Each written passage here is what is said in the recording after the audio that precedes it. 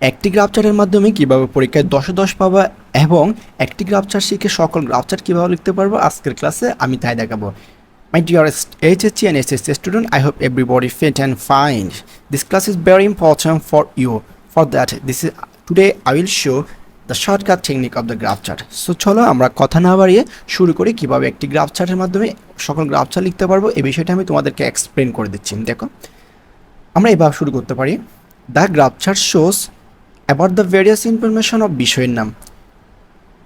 এই গ্রাফ চার্টটি দেখায় যে দ্য ভেরিয়াস ইনফরমেশন অফ বিষয়ের নাম, দ্য ভেরিয়াস বিভিন্ন ধরনের তথ্য অফ বিষয়ের নাম। এখানে আমরা যে বিষয়ের উপর আমাদের গ্রাফ চার্টটি লিখতে পারবো ওই বিষয়টা ওই সাবজেক্টের নামটা আমরা দিব।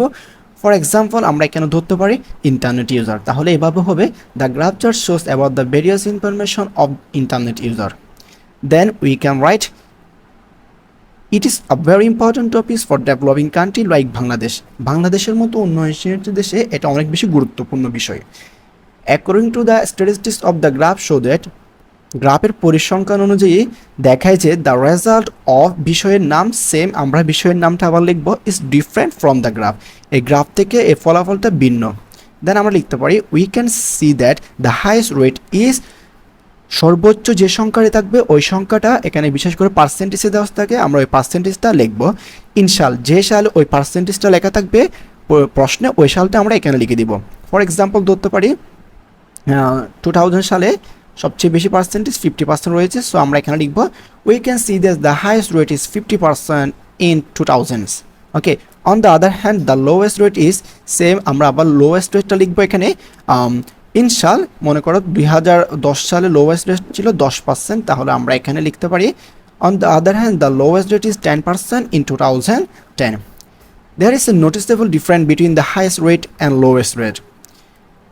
সর্বোচ্চ সংখ্যা এবং সর্বনিম্ন সংখ্যার মধ্যে আমরা একটু উল্লেখযোগ্য ভিন্নতা এখানে দেখতে পাই।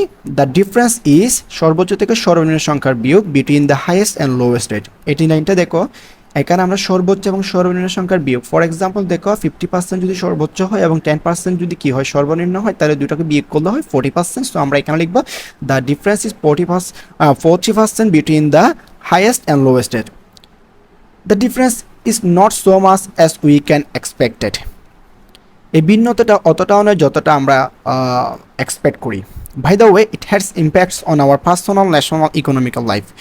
We can notice from this graph is বিষয়ের নাম, আবার লিখবো আমরা উই ক্যান নোটিস, আমরা লক্ষ্য করতেছি যে ফ্রম দিস গ্রাফ ইজ বিষয়ের নামটা লিখবো। এই গ্রাফটা যদি দিন দিন যদি বৃদ্ধি পেতে থাকে তাহলে আমরা লিখবো ইনক্রিজিং, আর যদি দেখো যে দিন দিন হ্রাস পেতে থাকে তাহলে আমরা লিখবো decreasing. Okay, day by day. So আমরা লিখতে পারি we can notice from this graph is বিষয়ের নাম increasing day by day. To tell the truth, some experts said that this condition cannot bear welfare for my country. এটা সত্য যে কিছু বিশেষজ্ঞরা বলেছে যে এই কন্ডিশনটা আমাদের দেশের জন্য কল্যাণ বয়ে আনে না। দ্যাটস হোয়াই, এই কারণে উই শুড টেক, আমাদের নিতে হবে সাম এফেক্টিভ স্টেপ, কিছু effective step to improve this situation, এই সিচুয়েশনটা থেকে উন্নতি করার জন্য। It's a matter of joy that, অত্যন্ত আনন্দের বিষয় যে government organisation play a vital role in this regard, সরকারি সংস্থাগুলো এ নিয়ে গুরুত্বপূর্ণ ভূমিকা পালন করতেছে। Finally analysing the survey can be said that the day is not for when every person will show positively on this regard. ওকে, এই ছিল আমাদের টোটাল গ্রাফ। আবার দেখো প্রথমত আমরা এখানে পুরো প্রত্যেকটা গ্রাফ চার্ট যেখান থেকে আসুন না কেন আমরা সবগুলো যেগুলো ব্ল্যাক মার্ক করে রাখা ওইগুলো সবগুলো ঠিক থাকবে, শুধুমাত্র যেখানে আমি রেড মার্ক করে দিয়েছি ওই জায়গায় আমাদের ডিফারেন্টটা বা পরিবর্তনটা হবে। সো এখানে বিষয়ের নাম লিখবো এবং এখানে সর্বোচ্চ সংখ্যা, এখানে সর্বনিম্ন সংখ্যা এবং এই জায়গায় সাল লিখবো। এরপর এই জায়গায় আমরা সর্বোচ্চ থেকে সর্বনিম্ন পার্থক্যটা লিখবো, সেম এই জায়গায় বিষয়ের নাম লিখবো এবং সবখানে পুরো এই সম্পূর্ণ গ্রাফ চার্টটা যেমন আছে তেমনি থাকবে। এবং আমি আশা করি এবং আমি দেখেছি এই গ্রাফটা লিখলে টিচাররা 10-এর ভিতর 8 এবং 9 ইজিলি দিয়ে দেয়। সো তোমাকেও এর ব্যতিক্রম হবে না। তুমি এটা যদি লেখো একটা গ্রাফ চার্ট দিয়ে তুমি 10-এর ভিতর মিনিমাম 8 এবং 9 পাবা, এবং এই একটা গ্রাফ চার্ট দিয়ে তুমি পরীক্ষায় যেখান থেকে গ্রাফ চার্ট আসুক না কেন তুমি আনসার করতে পারবা। আশা করি সবাই বুঝতে পেরেছো। যদি বুঝতে পারো আমাকে জানাও, আমার কমেন্ট সেকশনে জানাও, এবং পরবর্তীতে তোমরা কোন বিষয়ের উপর শর্টকাট টেকনিক চাও আমাকে অবশ্যই কমেন্ট করে জানাও। ততক্ষণ পর্যন্ত সবাই ভালো থাকো। আল্লাহ হাফেজ।